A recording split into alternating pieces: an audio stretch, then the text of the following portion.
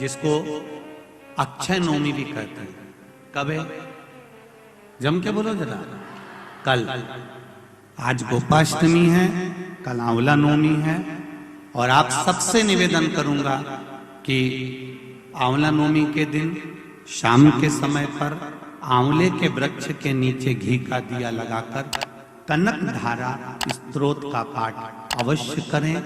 नहीं आता हो तो मोबाइल पे उसको सुने, पर एक बार आंवला नवमी के दिन आंवले के वृक्ष के नीचे कनक धारा स्तोत्र का पाठ चाहे संस्कृत में चाहे हिंदी में करना चाहिए। उससे साल भर लक्ष्मी की कमी नहीं आती और आनंद का अनुभव करो। एक कितना सुंदर संवाद यहां पर लिखा हुआ है। देव उठनी एकादशी के दिन भगवान उठेंगे और देव उठनी एकादशी के दिन भगवान उठकर अपना कार्यभार भगवान शंकर जी से लेंगे। उससे पहले ऐसा नहीं है कि केवल देव उठनी एकादशी पर भगवान उठेंगे। आज जब आंवला नवमी का दिन आया और भगवान नारायण ने शयन करते करते अपनी करवट को थोड़ा सा बदला और बदलने के बाद भगवान की अर्ध निंद्रा हुई और नींद थोड़ी सी जागी और जागने पर लक्ष्मी जी उनके चरणों के पास में विराजी थी और विराजते से लक्ष्मी जी ने भगवान विष्णु जी से निवेदन करा, मेरे मन का एक संशय है, मैं आपसे कहना चाहती हूं।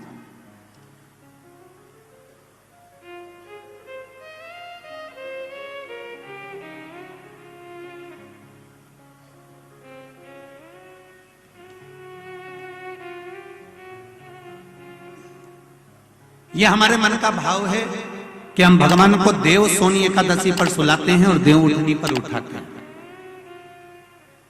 पर हमारी श्रीमद् भागवत कथा कहती है, शिव महापुराण की कथा कहती है, अग्नि पुराण, पद्म पुराण, नर्मदा पुराण हमको वर्णन करती है।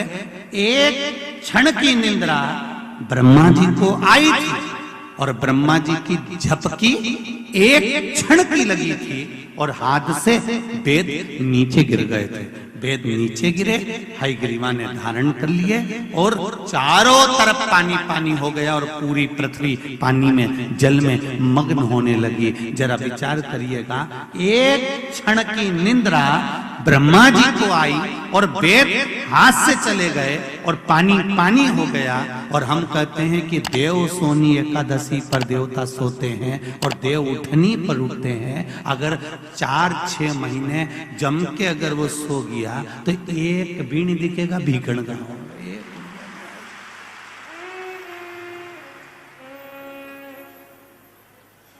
एक नहीं दिखने वाला।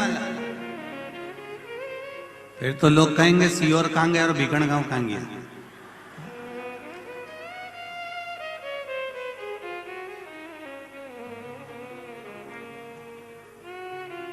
क्या ले ली? भगवान विष्णु ने कहा तेरी मर्जी, अब जा। मैं शंकर भगवान का निमंत्रण करना चाहती हूँ। शिव जी को निमंत्रण पर बुलाया। आंवला नवमी का दिन था। भगवान पूर्ण तरह से सृष्टि का संचालन कर रहे थे और लक्ष्मी जी ने आज भगवान भोलेनाथ को निमंत्रण देकर अपने वैकुंठ का भाव आनंदित करने के लिए बुलाया गया। बहुत ध्यान से सुनना, यह कथा आपने सुनी कि ना सुनी, पर हरिहर शिव महापुराण की कथा भिकन गांव की इस पावन धरा पर चल रही है 2 बजे से 5 बजे तक। ये हमारा सौभाग्य है कि इस कथा को हम अपने जीवन में उतारें कि आंवला नवमी के दिन आंवले के वृक्ष के नीचे कुछ खाने का नियम क्यों है। बोलो, यहाँ से पहले लोग आंवला के पेड़ के नीचे पिकनिक मनाने जाते थे कि नहीं जाते थे? आंवले के वृक्ष के नीचे बैठते कि नहीं बैठते? क्यों? कोई तुमसे पूछे, कल के बच्चे तुमसे प्रश्न कर लेंगे, मम्मी ये आंवले के वृक्ष के नीचे क्यों पूजन करती हो? आंवले के पेड़ के नीचे क्यों जाती हो? आंवले के वृक्ष के नीचे पिकनिक मनाने क्यों जाना चाहिए? आंवले के वृक्ष के नीचे कुछ क्यों खाना चाहिए? आंवले के नीचे बैठकर दीप क्यों जलाना चाहिए? आज के बच्चे, जो विज्ञान का युग है, इस विज्ञान के युग के बच्चों को विज्ञान के साथ जोड़कर बताना पड़ेगा आपको कि आंवले के वृक्ष की महत्वता क्या है।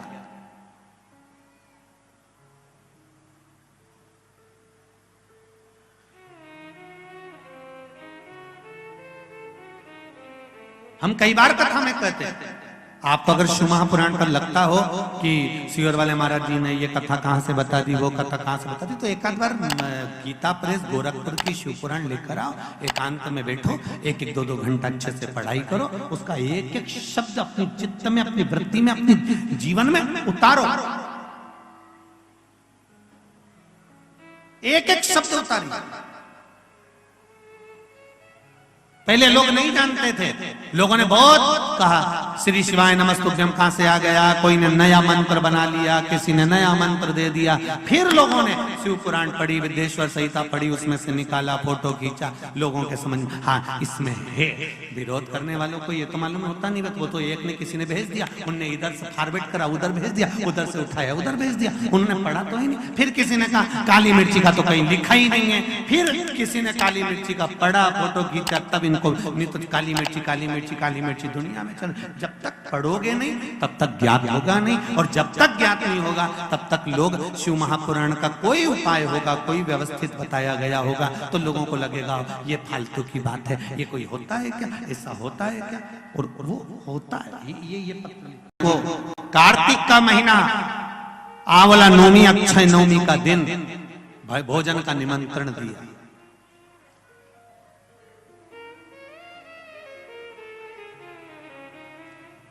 अब शब्द सुनिएगा जरा शिव महापुराण का, कितना सुंदर संवाद है।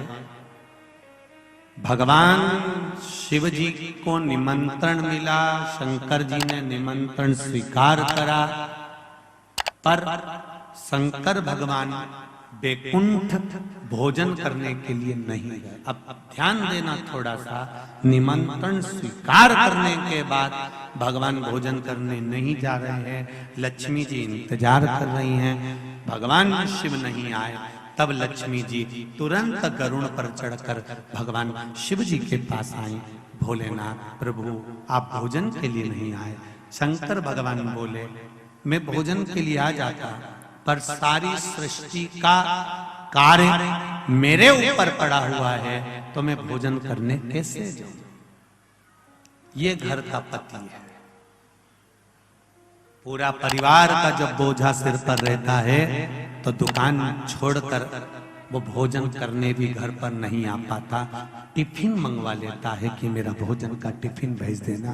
अभी दीपावली का थोड़ा सा व्यापार चल रहा है, शादी का सीजन चल रहा है, मेरा भोजन भेज दो। तो लक्ष्मी जी ने कहा, हरिहर शिव महापुराण की कथा कर रही है, ध्यान से सुने। आस्था चैनल पर जितने बैठे हैं सम्मुख में, फेसबुक यूट्यूब पर जितने सुन रहे हो, बार बार ये कथा नहीं मिलने वाली, ध्यान दीजिएगा। लक्ष्मी जी ने कहा मैंने निमंत्रण बैकुंठ का दिया, तो मैं कैलाश पर भोजन कैसे करा।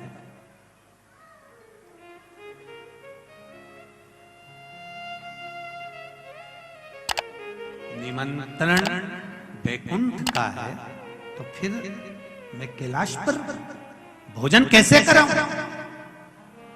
कैलाश पर भोजन कैसे कराया जाए।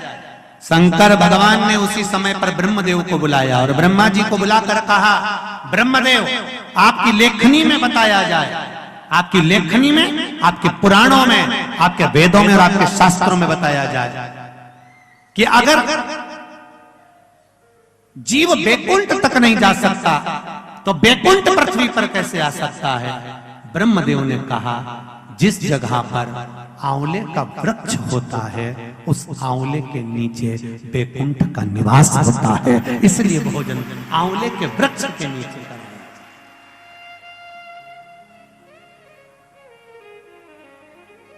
कल आंवला नवमी है, आंवले के वृक्ष की पूजन मेरी माताएं, मेरी दीदियां, मेरी बेटियां जब करें, भाई लोगों से भी निवेदन है समय निकाल कर, केवल माताओं के लिए आंवले का वृक्ष नहीं है, आपके लिए भी है।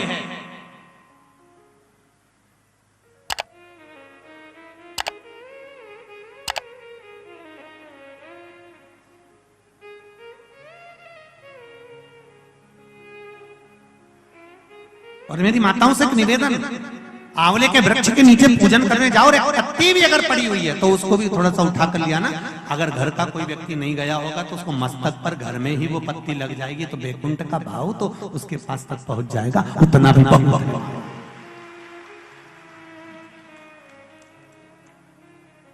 हमने मारवाड़ में देखा है कि आंवले के वृक्ष की पूजन करते समय माताएं आंवले की छाल का भी स्मरण करती है। अपनी चीटी उंगली अंगुष्ठ से मारवाड़ी माताएं उसको भी अपने पल्लू में लेकर आती है, दीप प्रज्वलन करती है, उसको अलमारी में लाल वस्त्र के अंतर्गत तिजोरी में रखती है। क्यों? क्योंकि वो वैकुंठ का एक हिस्सा, वैकुंठ का एक भाव। ब्रह्मदेव करें आंवले के वृक्ष के नीचे शंकर भगवान भोजन कर लें तो वैकुंठ के भोजन का फल मिलता है। वैकुंठ के भोजन का फल, हाँ, लक्ष्मी जी ने उसी समय पर आंवले के वृक्ष के नीचे भोजन की व्यवस्था करी। शंकर भगवान भोजन करने के लिए बैठे। जैसे ही माता लक्ष्मी ने भोजन लगाया है, शंकर भगवान ने एक ग्रास भोजन को लिया, पाया और उठकर शंकर भगवान चले गए। थोड़ी देर बाद वापिस लौट कर आ गए, बैठ गए।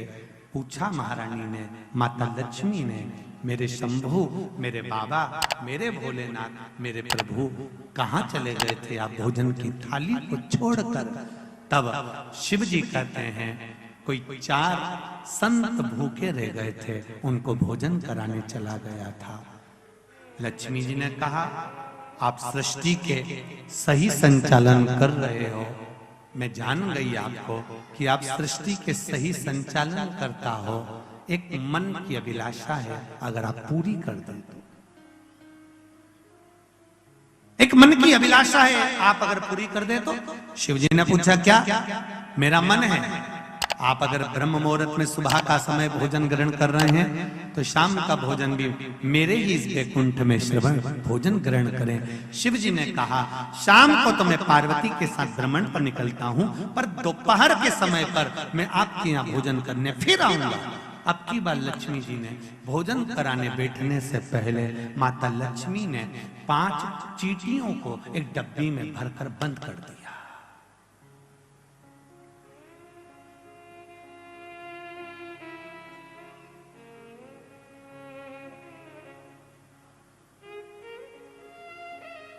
पांच चींटियों को माता लक्ष्मी जी ने डब्बी में बंद कर दिया, भरकर बंद करा।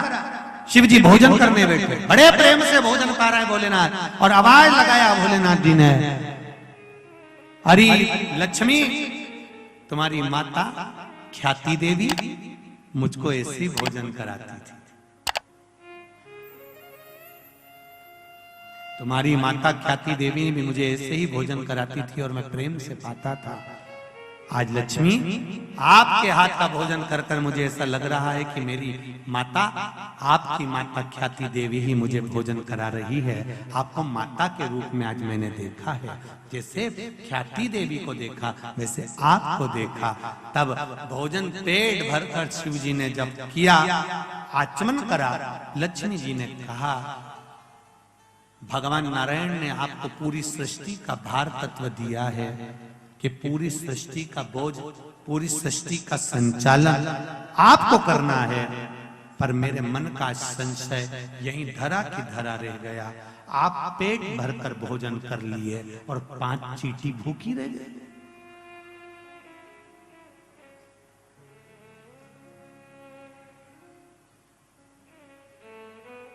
पांच चींटियां भूखी है। शिव जी मुस्कुराकर बोले, अरियो लक्ष्मी, कौन कहता है कि 5 चींटी भूखी? कहां है चींटियां? लक्ष्मी जी कहती है, डब्बी में मैंने चींटी बंद कर रखी। 5 चींटियां भूखी है और आपने भोजन किया? जब भगवान विष्णु ने अपनी सृष्टि का भार आपको दिया था तो बिना उनको भोजन कराया आपने भोजन कैसे कर लिया? देवाधिदेव महादेव शंकर भगवान कहते हैं, लक्ष्मी, किसी पर आक्षेप लगाने से पहले, उंगली उठाने से पहले, ये 3 उंगलियां अपनी ओर जाती हैं कि अपने अंदर झांक कर देखो कि तुम कैसे हो। पहले विचार करो, फिर उंगली उठाओ। लक्ष्मी जी, पहले डब्बी में जो चींटियां हैं उनसे पूछो, उनने भोजन किया कि नहीं किया? मैंने तो सुबह से चींटियों को बंद कर कर रखा है, भोजन कहां से कर लेंगे।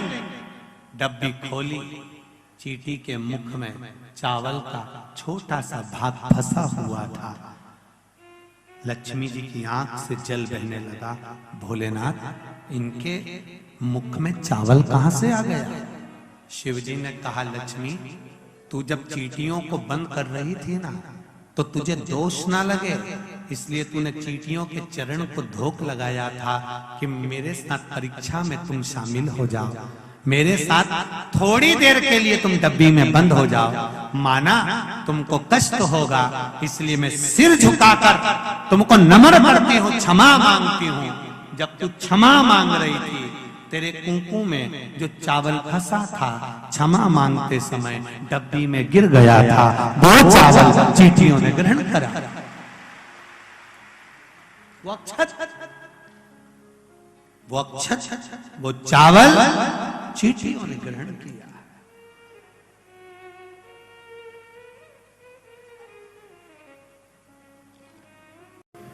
क्योंकि बैकुंठ चतुर्दशी आ रही बीच में, और बैकुंठ चतुर्दशी के दिन हरिहर मिलन का थोड़ा सा महत्व ज्यादा होता है। आप लोगों को भी पहले वर्णन किया कि हरिहर मिलन का जो बेलपत्र और तुलसी का दल होता है, वो बुद्धि के लिए, चित्त के लिए, हमारे शरीर के विकास के लिए, बुद्धि के विकास के लिए बहुत जरूरी होता है। बीच में कथा में अपन उसको लेंगे।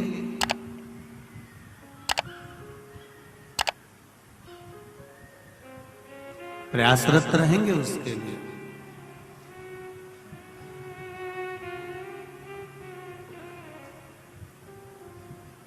भिकन गांव वालों के लिए तो बड़े भाग्य का विषय है कि शिव महापुराण की कथा आपके छोटे से गांव में बड़ा कठिन है। लक्ष्मी जी बोली, नहीं नहीं, मेरे को तो बस केवल एक परीक्षा लेना है, क्या भगवान शिव पूरी सृष्टि के भार को सहज अच्छे से संभाल रहा है। तो नारायण ने बोला, लक्ष्मी, तुम्हारे मन में क्या शंकर भगवान के प्रति भेद उत्पन्न हो रहा है, शिव जी के प्रति भेद उत्पन्न हो रहा है। मेरा एक निवेदन भिकन गांव की धरा से संपूर्ण श्रोता भाइयों से निवेदन है, शंकर भगवान पर कभी भेद उत्पन्न मत करना। क्या शिव जी को जल चढ़ाने से ऐसा होता है? क्या बेलपत्री खाने से ऐसा होता है? पहले चढ़ाकर देखो, खाकर देखो, लाभ हो तब विचार करिए कि हाँ होता है। एक पत्राची ने कि मुझसे गलती हो गई बाबा, क्षमा चाहती हूँ, मैंने थोड़ा सा गलत सोच लिया, विचार कर लिया, आप क्षमा करें मुझको। शंकर भगवान ने कहा, लक्ष्मी जी क्षमा मत मांगो, एक काम कर दीजिए। क्या? बस एक कार्य चाहिए। अक्षय नवमी, आंवला नवमी के दिन जो आंवले के वृक्ष के नीचे दीप दान करेगा शाम के समय पर संध्या काल के अंतर्गत, तो उसके घर में कभी संपदा की कमी ना हो। लक्ष्मी जी ने कहा, प्रभु आपकी आज्ञा है, मैं स्वीकार करता, मैं स्वीकार करता। जितने भी लोग कथा श्रवण कर रहे हैं और जो लोग नहीं सुन पा रहे हो, इस कथा की एक छोटी सी बात जनमानस तक पहुंचाइए कि आंवले के वृक्ष के नीचे आंवला नवमी के दिन शाम के समय दीप दान अवश्य करें, जिससे आपके जीवन में खुशियां समाहित हो, जीवन में आनंद की अनुभूति, जीवन का सुख प्राप्त।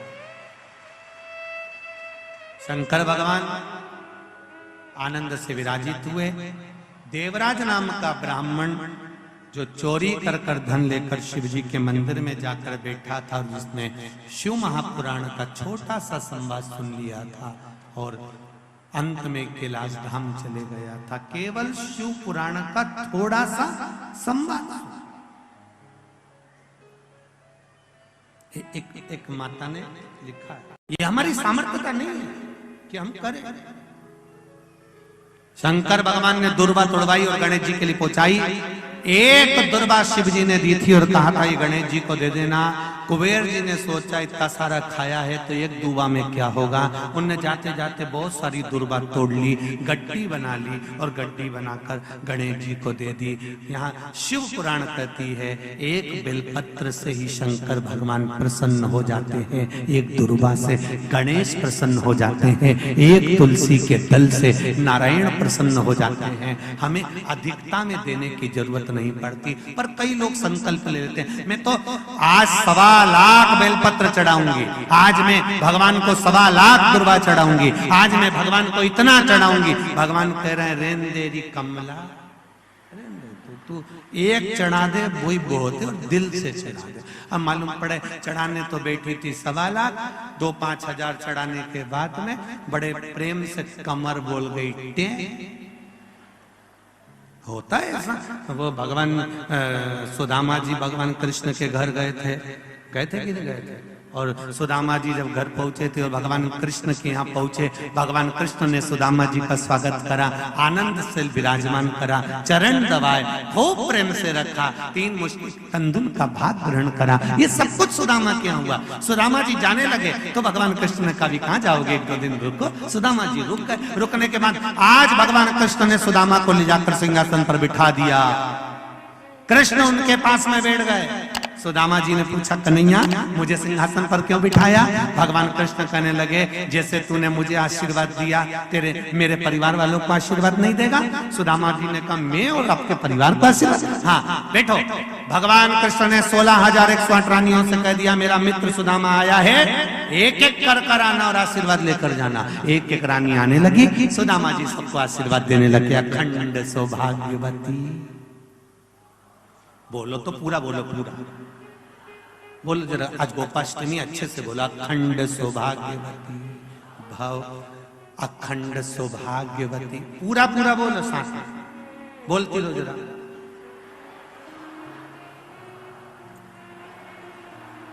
या हाथ भी उठा उठा के बोलो ऐसे। हाँ आप में से एक माता से निवेदन है गिनती लगाना कितनी बार बोली है। 4 5 7 चुप क्यों कि जम के बोलो। 8 बोलती जाओ और हाथ हिलाती जाओ। अखंड सौभाग्य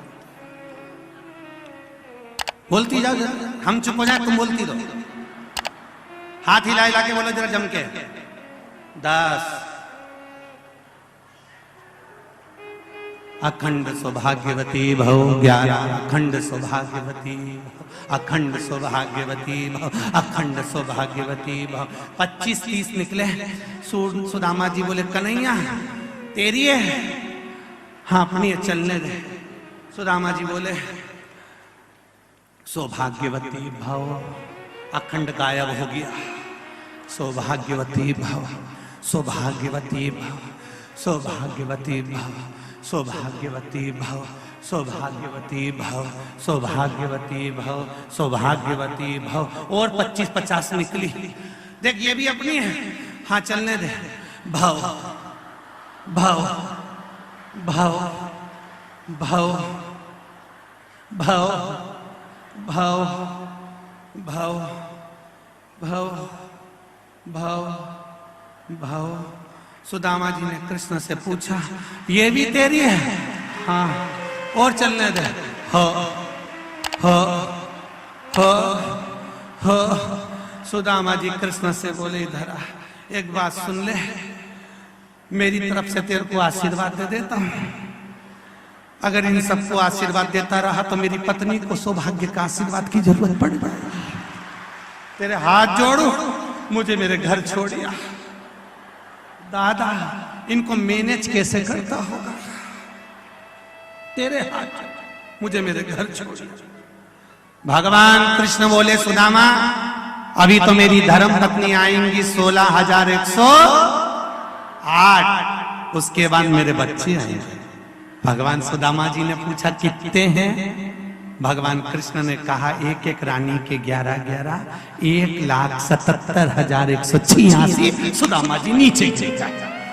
उन्होंने कहा दादा रे ये घर है कि जिला है?